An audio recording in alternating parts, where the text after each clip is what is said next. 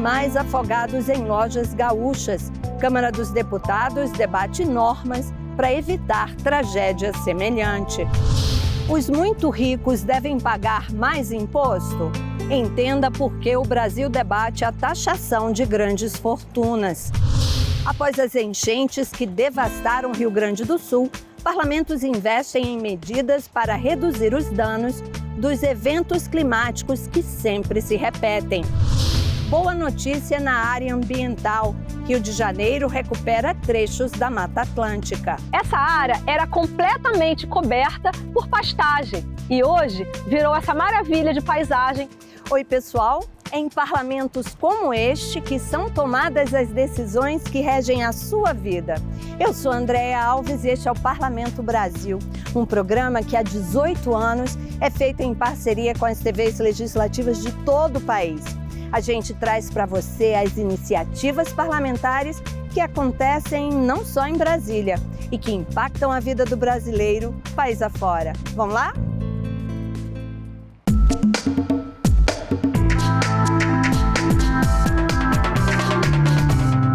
A notícia horrível de que animais morreram afogados em lojas para produtos pets durante as enchentes do Rio Grande do Sul motivou a realização de uma audiência pública na Câmara dos Deputados. Os parlamentares querem criar normas para que tragédias semelhantes não se repitam. Mais de 10 mil animais domésticos foram resgatados por voluntários e forças de segurança durante os temporais que castigaram o Rio Grande do Sul no mês passado. Os números são da Defesa Civil Gaúcha, que confirmou também que a grande maioria desses pets continua em abrigos improvisados à espera dos tutores. Outros já foram adotados graças a uma força-tarefa nacional que encontrou novos lares para os animais em diversas partes do país. Carla Sassi, diretora do Grupo de Resposta a Animais em Desastres, está no Rio Grande do Sul desde o início da catástrofe. Ela alerta para a falta de protocolos nacionais para situações desse tipo. Então, da mesma forma que existem já protocolos, de informação e de treinamento em escolas e em vários locais, que tem a permanência de muitas pessoas, há também a necessidade de existirem planos específicos para locais que abriguem, que mantenham um grande número de animais. A ativista participou de audiência pública realizada pela Comissão de Meio Ambiente e Desenvolvimento Sustentável da Câmara dos Deputados. Os parlamentares ouviram especialistas da sociedade civil e órgãos federais que atuaram nos resgates e que agora estudam mecanismos de proteção para esses animais em futuras emergências climáticas. A delegada do Meio Ambiente da Polícia Civil do Rio Grande do Sul, Sami Saleh, investiga 4 situações de abandono que provocaram as mortes de aves e roedores em lojas que comercializavam pets no estado. Um dos casos ganhou repercussão nacional pelo estabelecimento pertencer a um grande grupo empresarial. Nós fizemos 3 vistorias em uma das lojas, cumprimos mandado de busca e apreensão, entre tantas outras diligências, Nós realizamos 3 vistorias em uma dessas lojas, que foi a que todos os animais vieram a óbito, juntamente com o IBAMA, com o IGP, com a Brigada Militar. Policiais entraram na água, uma água extremamente insalubre, se arriscaram, e nessa oportunidade nós localizamos cerca de 38 carcaças no local, em uma dessas lojas. A diretora jurídica do Fórum Nacional de Proteção e Defesa Animal, Ana Paula Vasconcelos, criticou a ausência de representantes das empresas citadas, que se limitaram a mandar notas justificando as faltas no debate. As empresas não podem fugir dessa responsabilidade social, e do compromisso que tem que ter com todo o contexto. Ninguém escolhe participar de uma tragédia, ninguém queria estar aqui hoje, Nós poderíamos estar aqui hoje debatendo outros temas também muito relevantes, mas já que a tragédia aconteceu, nós precisamos aprender com ela para que situações como essa não se repitam. O deputado Marcelo Queiroz, do PP do Rio de Janeiro, um dos responsáveis pela audiência pública, também criticou a forma como as empresas trataram os animais. Segundo o parlamentar, o principal agora é estabelecer normas e protocolos de ação para que tragédias parecidas não voltem a acontecer. São vidas que estão ali. Eu acho que quando você tem um problema como esse, a primeira ação que você tem que ter é exatamente buscar proteger as vidas. E não foi o caso, não foi feito na Cobase. Eu acho que o nosso trabalho aqui na comissão é exatamente questionar a empresa, questionar os órgãos de controle, para saber como a gente não deixar que isso ocorra novamente e deixar com a polícia, obviamente, as punições. Você já deve ter ouvido falar que as pessoas mais ricas pagam menos taxas que as mais pobres. Mas como é que isso acontece? Entenda o assunto vendo essa reportagem da TV Assembleia Ceará. A taxação de grandes fortunas é um assunto que vem sendo muito debatido ultimamente.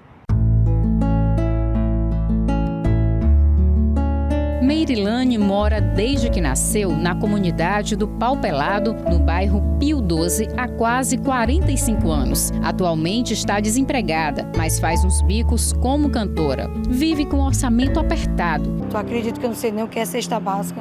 Porque você compra um ovo, é R$1. Minha filha, para 10 pessoas, é R$10. E o negócio pega. Acho que uma cesta básica que hoje é difícil. Por que é tão difícil para Meirilane adquirir o básico para comer? A explicação pode estar na forma de cobrança de impostos dos produtos. Tributos sobre compras custam proporcionalmente menos aos ricos e mais aos pobres. O sistema tributário no Brasil é considerado pelos especialistas injusto. A cesta básica é muito desigual. Impostos como o ICMS, Imposto sobre Circulação de Mercadorias e Serviços, é de 7%. PIS e o COFINS, tributos cobrados de empresas e pessoas para financiar a Seguridade Social, é 0%. O problema é que isso incide no feijão e também no queijo suíço. Neste último produto, a taxação poderia ser diferente, já que quem compra é quem tem mais dinheiro. Existem pelo menos 3 formas de desigualdades da tributação brasileira que afetam mais os menos favorecidos que os mais abastados. Primeiro, a arrecadação de tributos no Brasil, ela vem de 3 áreas mais importantes. É o imposto sobre consumo. O que é o imposto sobre consumo? É o ICMS, qualquer mercadoria que você compra tem lá um imposto estadual chamado Imposto sobre Circulação de Mercadorias e Serviços. É o IPI, que é o Imposto sobre Produtos Industrializados, é o ISS, que é o Imposto sobre Serviços, e assim sucessivamente. No Brasil, metade, 49% da arrecadação de tributos no país, diferentemente do resto do mundo, metade da arrecadação é no consumo. Ora, o mais pobre, toda a sua renda, ele não tem como poupar, porque a renda é muito baixa. Então, toda a sua renda é voltada para o consumo. O rico não. O rico ele consome, mas ele poupa. Então, ele só paga tributo sobre parte da sua renda. Já começa aí a desigualdade, que o pobre vai pagar quase 100%, né, em função da sua renda, pagando tributo, enquanto o rico paga menos. Esse é o primeiro ponto. Segundo ponto, impostos sobre patrimônio e impostos sobre a renda, que a gente tem que fazer a diferenciação. Imposto sobre patrimônio. Vamos dar um exemplo clássico, tradicional. Quando uma pessoa compra uma moto de 150 cilindradas, ela, no ano seguinte, ou no emplacamento, tem que pagar o IPVA. A Secretaria da Fazenda vai lá e cobra o IPVA. Pois bem, um rico que compra um barco, um avião, um helicóptero, ele paga 0 de IPVA. Isso, assim, é uma coisa estapafúrdia que existe no sistema tributário brasileiro. E terceiro, que é o imposto sobre a renda. A gente que é assalariado, quando recebe o salário, já paga o imposto de renda na fonte. Não tem conversa fiada. O rico que recebe dinheiro, que ganha dinheiro de aplicação financeira, de dividendos, Sabe quanto no Brasil a pessoa que recebe dividendos dessas grandes empresas, dos bancos e assim por diante, vocês sabem quanto eles pagam de imposto de renda? Zero. Para mudar esse cenário de desigualdade social impulsionado pela tributação, economistas, fazendários, entre outros especialistas no assunto, apontam a taxação das grandes fortunas como um importante instrumento. Mas a pergunta que não quer calar: quem seria tributado? Tramitam no Congresso Nacional diferentes propostas para a taxação de grandes fortunas. Eu, Luciana, como jornalista, não seria. O meu salário não é na casa dos milhões. E o da maioria da população brasileira também não é. Quem deve pagar são os milionários, bilionários, aqueles que têm jatinhos, iates, mansões. Os movimentos de taxação não têm partido apenas da esfera política, mas também da sociedade civil.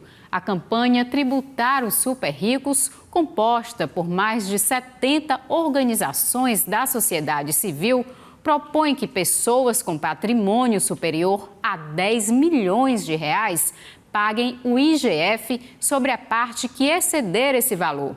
De acordo com os dados levantados pela campanha, 59 mil pessoas possuem patrimônio superior a isso.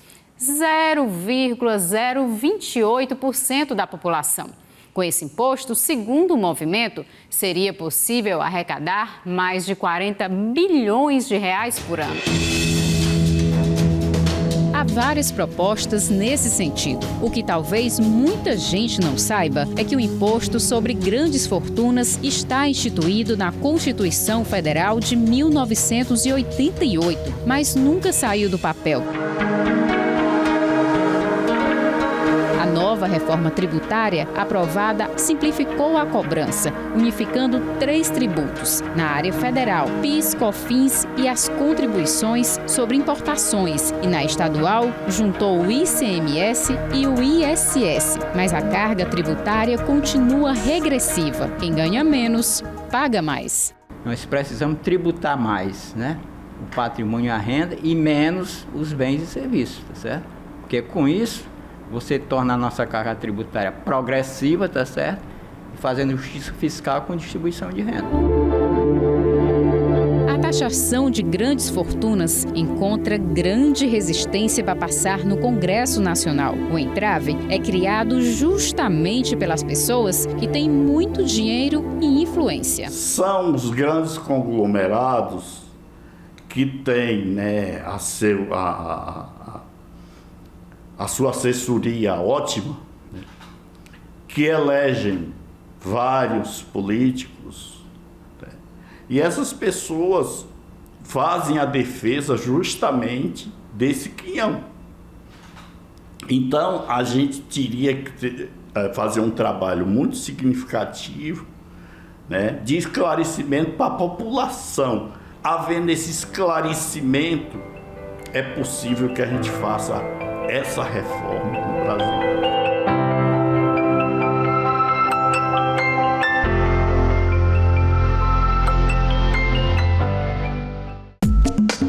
Uma sessão temática aqui no plenário do Senado Federal debateu as oportunidades que o Brasil tem enquanto ocupa a presidência do G20.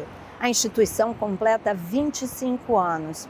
A taxação de grandes fortunas e o enfrentamento das mudanças climáticas são prioridades do país. Organismo mundial dos mais influentes no mundo, o G20 chega aos 25 anos de atuação com o Brasil na presidência. Cabe ao país liderar um processo de busca de consensos, de convergência e bons resultados na política econômica mundial. No horizonte e nas agendas, grandes desafios em meio a conflitos armados e outros desarranjos. Fome, pobreza e desigualdade, conflitos armados com consequências humanitárias catastróficas, retrocessos nos padrões de vida em muitas regiões do mundo, inflação alta nos países ricos e dívida pública elevada nos países pobres, alta volatilidade nos preços de alimentos e energia e uma crise climática que já não é uma ameaça distante, mas sim uma realidade presente e sombria. Muitas vozes, interesses diversos. O Brasil, na presidência do G20, trabalha em favor de 3 prioridades, como explica o representante do Ministério das Relações Exteriores. A inclusão social e o combate à fome e à pobreza. 2, as transições energéticas e o desenvolvimento sustentável em suas dimensões econômica, social e ambiental. E a reforma das instituições de governança global. 5º país do mundo em área, 8ª economia do mundo, um dos 5 maiores produtores de alimentos, com uma biodiversidade de tirar o fôlego. O Brasil sabe que não pode, nem quer, fugir da agenda ambiental. Colocar o tema ambiental na agenda do G20 já se constitui uma grande inovação. Outra inovação dessa liderança brasileira do presidente Lula é o tema social, a questão do combate à desigualdade social como um tema transversal, inclusive possibilitando um debate muito oportuno colocado pelo ministro Fernando Haddad em relação à tributação dos super ricos, para combater desigualdade e para fazer com que a gente faça o enfrentamento da mudança do clima.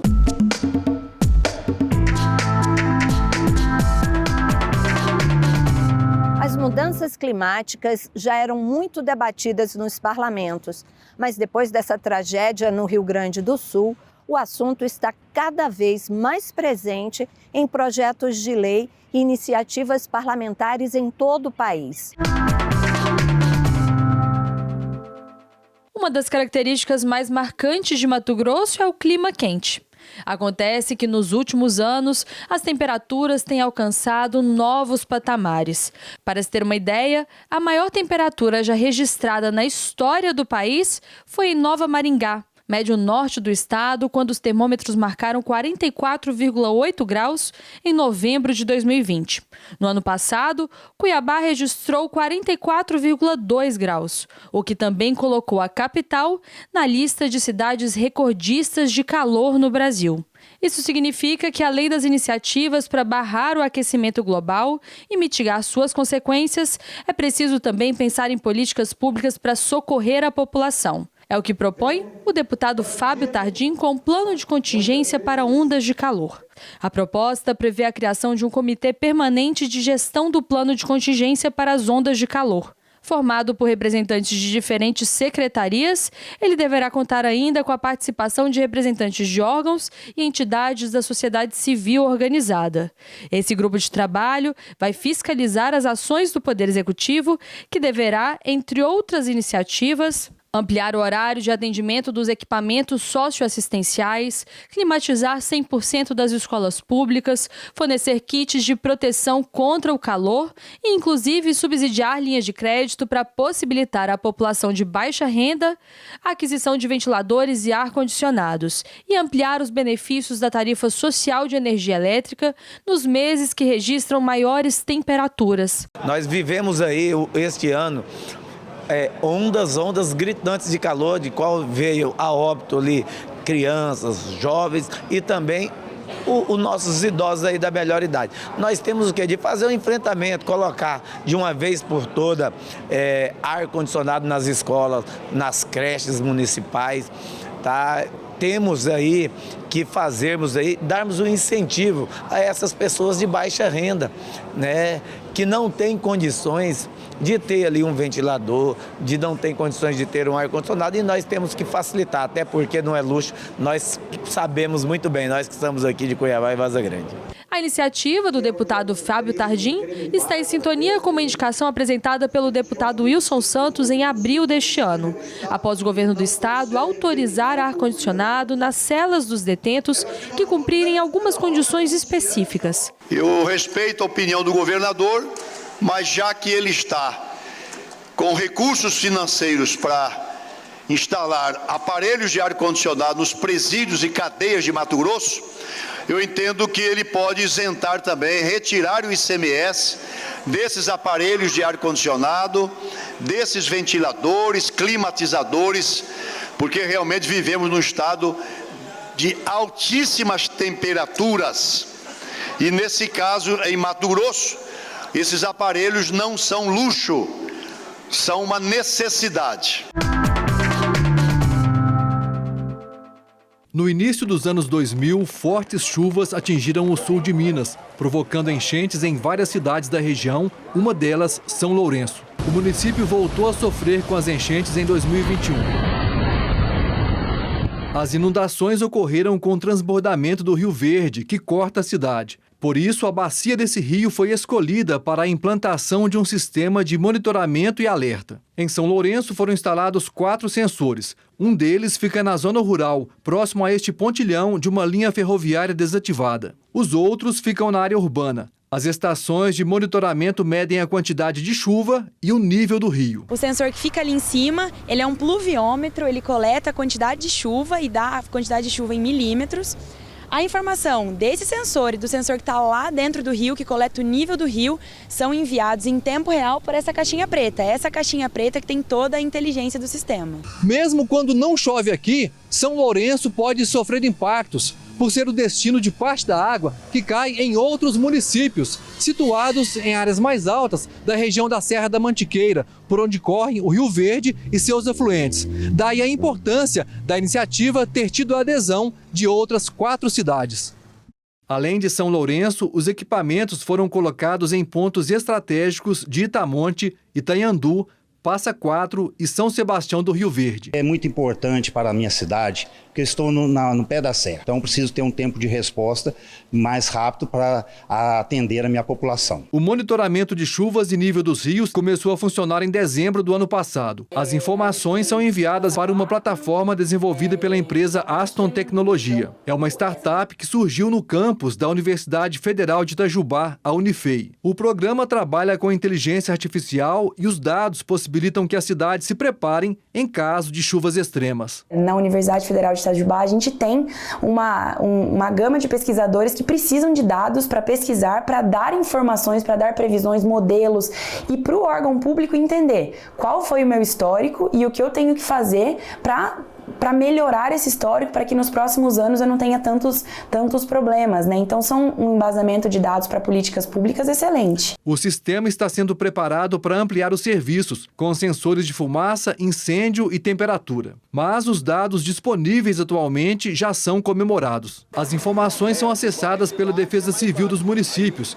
que alerta por meio de mensagem de celular os moradores previamente cadastrados. Uma medida que ajuda a combater as fake news. Antigamente eram boatos que eram soltados nas cidades acima, que deixava a população aqui de São Lourenço e toda a população abaixo de São Lourenço também, porque nós temos outros municípios, tudo em polvorosa. Hoje, com esse sistema, nós vamos ter os dados, transformar informações reais, o mais próximo da realidade. Embora não tenha havido nenhuma situação grave desde a implantação, o sistema de monitoramento é um divisor de águas, como em situações de evacuação repentina não prevista e agir com informações prévias. Isso é a ideia, a gente antecipar toda essa situação de risco para colocar as nossas equipes, tanto Corpo de Bombeiros, Defesa Civil, Polícia Militar, que também está integrado no sistema de proteção e defesa civil, para dar uma resposta mais assertiva e mais eficiente para a população. Um dos idealizadores da rede de monitoramento defende a ampliação do número de municípios que integram o sistema. A região é uma região que tem muita propensão a ter eventos extremos, então quanto mais informação a gente tiver, né, é melhor para o sistema que vai fazer as previsões. Não fica um sistema isolado, né? Então a gente consegue ter um diagnóstico de toda a região, né, se houver uma aderência maior dos municípios. A iniciativa foi uma das apresentadas no Seminário Técnico sobre Crise Climática em Minas, na etapa regional em Itajubá, uma das 7 cidades que vão receber o evento organizado pela Assembleia Legislativa.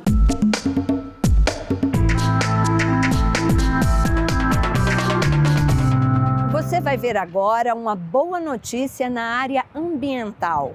No Rio de Janeiro, projetos estão recuperando trechos da Mata Atlântica e conservando bacias hidrográficas. A Reserva Ecológica de Guapiaçu já recuperou mais de 520 hectares de Mata Atlântica, o que equivale a 520 estádios de futebol, favorecendo a fauna e a flora, além de preservar a alta bacia hidrográfica do Guapi-Macacu, que engloba os 2 principais rios da região, Guapiaçu e Macacu, importantes unidades de abastecimento hídrico da porção leste da região metropolitana do Rio. O Programa de Restauração Florestal teve início em 2004 e está focado na recuperação de ecossistemas florestais em áreas degradadas de encostas e de baixadas, incluindo também ecossistemas originais em áreas de preservação permanente, como nascentes, beiras de rio e brejos. O trabalho, feito em parceria com outras instituições de preservação ecológica, já viabilizou o plantio de mais de 800 mil mudas de espécies nativas da região. O compromisso da Régua, além de preservar e promover a restauração florestal dos ecossistemas degradados da região, também tem como missão a educação ambiental por meio da conscientização da comunidade local. Essa área era completamente coberta por pastagem e hoje virou essa maravilha de paisagem completamente transformada e com um meio ambiente equilibrado. Já o governo estadual deu início à segunda fase do programa Florestas do Amanhã, que prevê o restauro de 200 hectares de Mata Atlântica no Rio de Janeiro. Em sua primeira fase, lançada em 2020, o programa recuperou 314 hectares de áreas de restinga, manguezal e floresta em 9 cidades do estado. Desta vez, os municípios serão Guapimirim, Magé e Cachoeiras de Macacu. De acordo com a Secretaria Estadual de Ambiente e Sustentabilidade, o aporte para essa segunda fase será de R$30 milhões do Fundo Mata Atlântica, mais investimento do mesmo valor por parte do BNDES. A iniciativa tem o objetivo de aumentar a cobertura florestal do estado do Rio de Janeiro em 10%, chegando a um total de 40% do território coberto pela Mata Atlântica. O projeto também quer combater os efeitos das mudanças climáticas. O programa Florestas do Amanhã, ele nasce dessa iniciativa da gente não só fazer a manutenção, mas recuperar o que historicamente foi perdido. A nossa meta de 440 mil hectares até 2050. O investir em floresta é investir na saúde das cidades, é investir na manutenção hídrica para abastecimento das nossas cidades, das nossas populações, na agricultura. A floresta é importante e era importante para o desenvolvimento do estado. Realmente, investir em florestas é uma questão de sobrevivência.